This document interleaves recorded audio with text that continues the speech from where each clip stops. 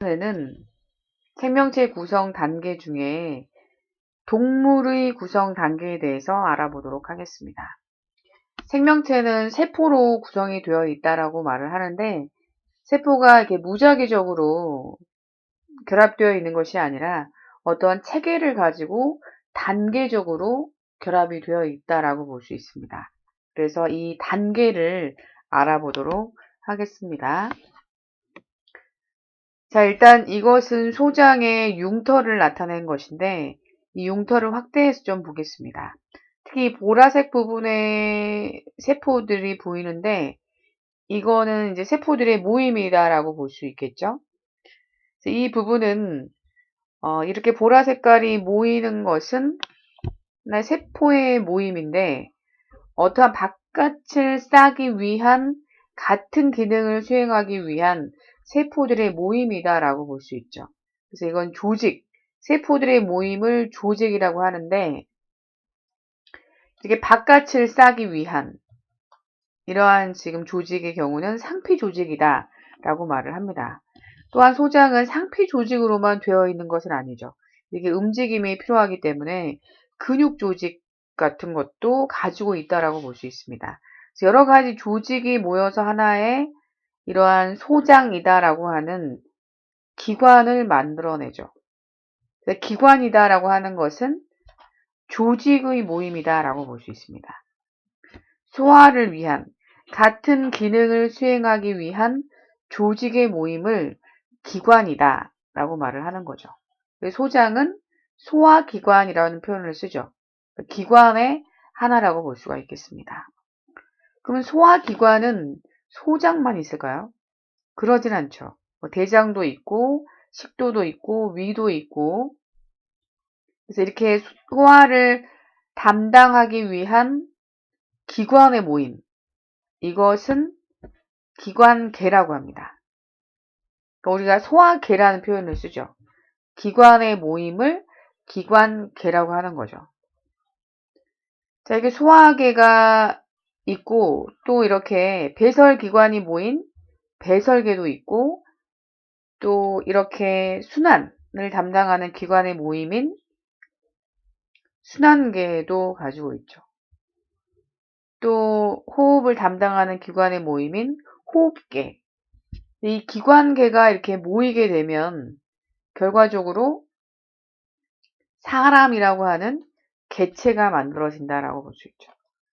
그래서 이 동물의 구성 단계는 일단 세포들이 있고, 세포가 모이면 조직이 되고, 조직이 모이면 기관이 되고, 기관이 모이면 기관계가 되는 거죠. 이것은 지금 순환계의 한 예를 보고 있는데, 심장이나 혈관 이런 것들이 모이게 되면 순환계라고 하는 기관계가 된다라고 볼 수 있겠죠. 기관계가 모이게 되면 하나의 개체가 된다라고 볼 수 있습니다. 특히 순환계의 경우에 혈관과 혈액을 봤을 때 이것은 단계 중에 어디에 들어가는가를 조금 비교해 보겠습니다. 일단 이 혈관은 이렇게 내피 조직, 탄성 조직, 근육 조직, 결합 조직 여러 가지들의 조직이 모인 것이라고 볼 수 있죠. 그래서 이 혈액을 이동시키기 위한 기능을 수행하기 위해서 조직이 모였기 때문에 조직의 모임은 기관이라고 볼 수 있죠. 혈관은 기관에 들어간다라고 볼 수 있습니다. 반면에 혈액이라고 하는 것은 적혈구나 백혈구, 혈소판 같은 세포들이 모인 거죠. 네, 물질을 이동하기 위한 어떤 세포들의 모임이기 때문에 이것은 조직이다라고 볼 수 있습니다. 세포의 모임은 조직, 조직의 모임은 기관. 그래서 이 혈액은 조직이 되고 혈관은 기관이 된다라고 하는 것도 구별을 좀 하시기 바라겠습니다. 이 동물의 조직에 어떤 것들이 있는가를 조금 보도록 하겠습니다. 일단 이 조직 중에 몸의 표면을 덮고 있고 몸의 보호, 물질의 흡수, 분비를 담당하고 있는 것을 상피 조직이라고 합니다. 상피 조직의 종류에 여러 가지가 있는데, 자, 이 상피 조직이 어떠한 일을 하는가에 따라서 보호상피, 감각상피, 샘상피, 흡수상피 이런 표현을 쓰게 됩니다. 자, 어떤 것이 있는지 다시 한번 좀 자세히 보도록 하겠습니다. 일단은 이 지금 사람을 이렇게 모식적으로 간단히 표현을 해보게 되면 이렇게 그릴 수 있죠. 이런 식으로 먹었을 때 입과 항문이 연결되어 있는 것을 볼 수가 있는데, 일단 상피 조직이라고 하는 것은 이렇게 바깥을 싸고 있는, 표면을 덮고 있는 조직을 말을 합니다. 이 바깥의 피부는 당연히 상피 조직이지만 그 외적인 보호상피나 샘상피나 뭐 감각상피나 흡수상피 같은 것은 어떻게 상피라는 표현이 붙느냐라는 것을 이해하려고 했을 때 약간 조금 잔인하긴 하지만 이렇게 나눠지기도 하죠. 결국 이렇게 입에서 항문까지 이렇게 연결이 돼서 관통했을 때 이런 식으로 될 수 있죠. 그래서 여기에 지금 이 바깥 부분이 상피 조직이기도 하지만 여기 이렇게 안쪽 부분에 이 부분도 이 안에 세포들을 싸고 있는 표면이 될 수 있겠죠. 여기가 기준이 된다면 여기도 바깥이고 여기도 바깥이 된다라고 볼 수 있습니다.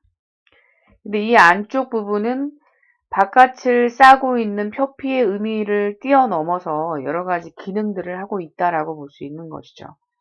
자세히 보도록 하겠습니다. 일단 이 바깥쪽 부분은 피부죠. 네, 이 피부는 이렇게 보호 역할을 하는 것이 가장 중요한 역할이라고 볼 수 있습니다. 이 피부가 없다면 이렇게 외부적인 자극을 그대로 강하게 받아서 여러 가지 손상이 올 수 있겠죠. 그래서 이 피부는 보호 상피라고 볼 수가 있겠습니다. 근데 이 안쪽으로 봤을 때, 자, 특히 여 위쪽 부분에 여기 부분, 이것은 이제 이렇게 망막 부분이 됩니다. 망막. 네, 망막이 이렇게 들어가서 여기도 이렇게 보면 이런 식으로 되기 때문에 여기 안쪽을 기준으로 이렇게 바깥을 싸고 있는 느낌을 갖고 있죠. 네, 이렇게 안으로 들어가긴 했지만 이 지금 망막의 경우에 제가 조금 보겠습니다. 이렇게 지금 안으로 들어가 보면 눈이 있고 이렇게 봤을 때 이 안쪽 이렇게 되면 여기 안쪽 부분 이렇게 동그란 부분이 상피 조직이 된다라고 볼 수 있는 거죠. 여기 부분을 뭐라고 하냐면 망막이라고 합니다. 망막. 들어보셨죠? 네, 시세포가 있는 부분인데 여기 부분이 망막이 되겠습니다.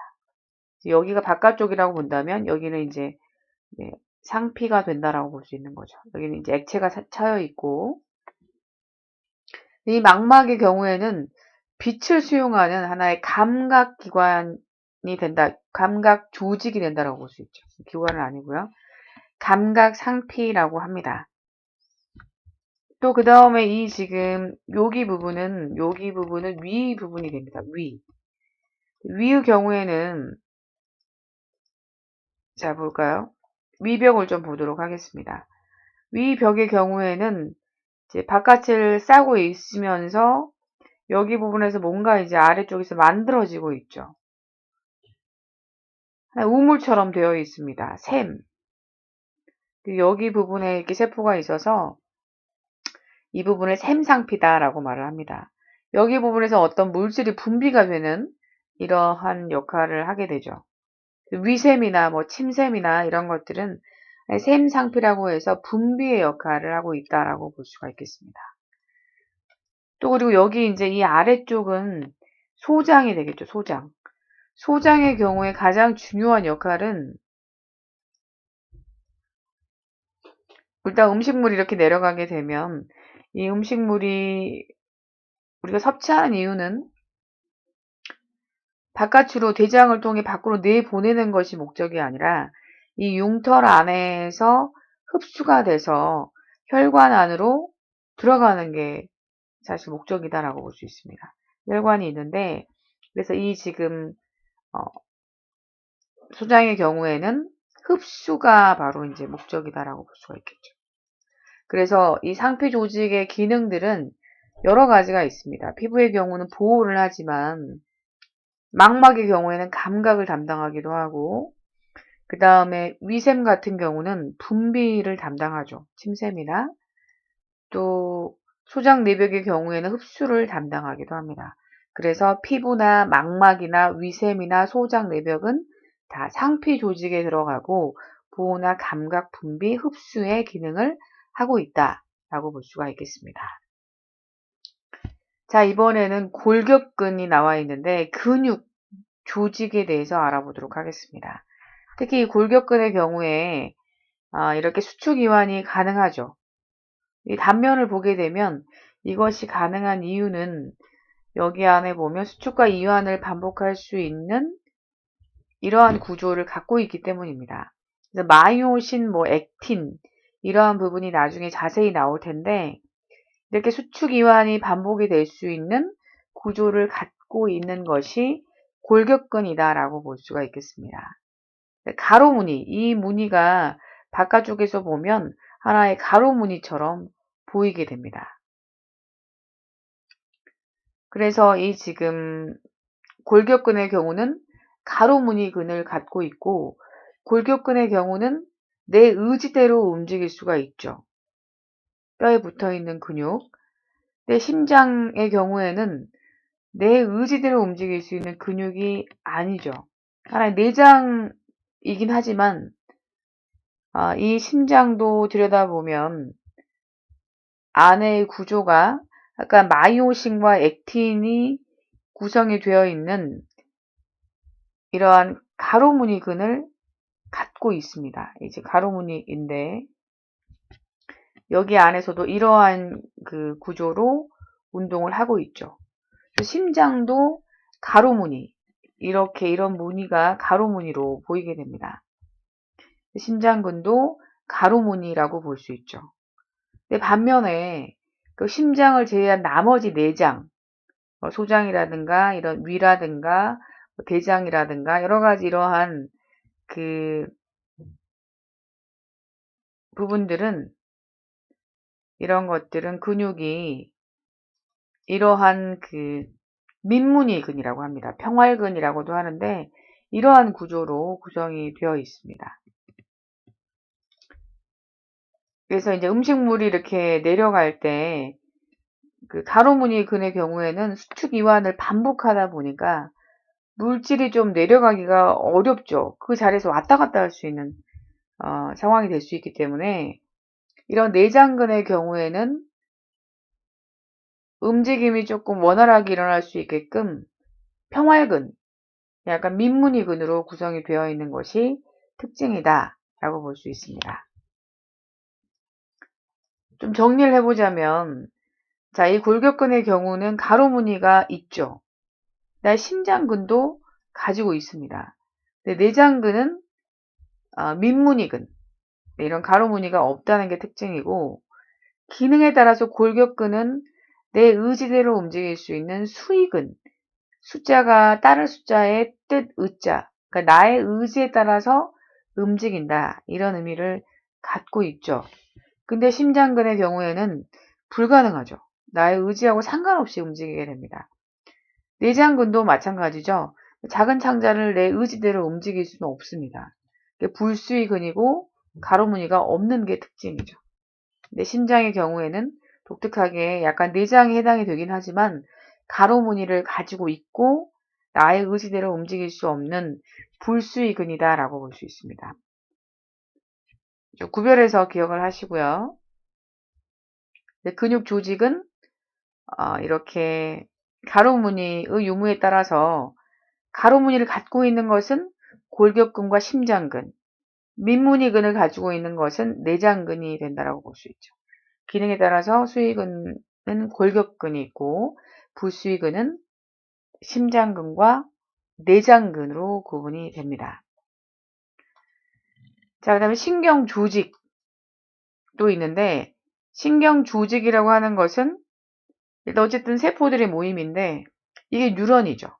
뉴런이라고 하는 것은 원래 세포에서 시작을 합니다. 근데 약간 그 자극을 잘 전달하기 위해서 이렇게 적응을 한 형태라고 볼 수가 있겠습니다. 그래서 이 신경 이런 전달 세포를 뉴런이다 라고 말을 하죠. 그래서 이 세포들의 모임, 뉴런이 모인 이것을 바로 신경 조직이다. 뉴런이 이제 세포이기 때문에 이 뉴런의 모임은 조직이 된다라고 볼 수 있습니다. 그래서 이런 감각신경이나 운동신경 이런 것들은 뉴런들이 모여서 감각신경을 이루고 운동신경을 이루기 때문에 이런 것들이 신경 조직에 들어간다라고 볼 수가 있겠습니다. 혈액의 경우에는 어떤 조직에 들어가느냐. 자, 이것도 이제 결과적으로 혈액도 세포들의 모임이죠. 적혈구, 백혈구 세포들이기 때문에 이런 것들이 조직이 된다라고 볼 수 있습니다. 세포들의 모임이 조직이 되는데 혈액의 경우에는 여기에 지금 이 세포와 세포 사이에 액체들이 꽉 차 있죠. 세포 간 물질이 있습니다. 혈장이라고 하는 성분을 가지고 있는데 자, 일단 결합 조직이다라고 하는 것은 결합, 연결해주는 역할을 합니다.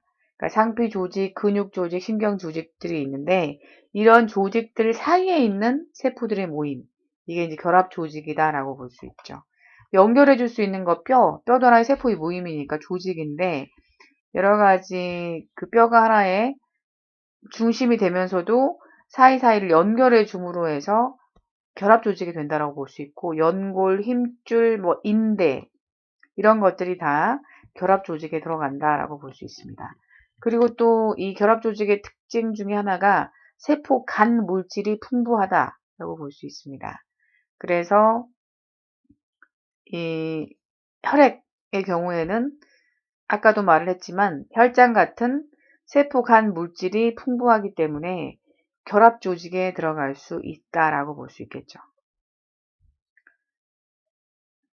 자, 이제 기관계, 기관의 모임을 기관계라고 하는데 여러 가지 기관계가 있죠. 뇌와 척수 같은 경우는 신경계, 골수, 가슴샘은 면역계, 뇌하수체, 갑상샘, 부신 같은 경우는 내분비계, 또 소화계, 순환계, 호흡계, 배설계, 생식계 여러 가지 다 들어봤죠? 이런 것들이 바로 기관계가 된다라고 볼 수 있고 이것들이 모이게 되면 개체가 된다라고 볼 수 있는 것이죠. 이렇게 해서 동물의 구성 단계에 대해서 알아보았습니다.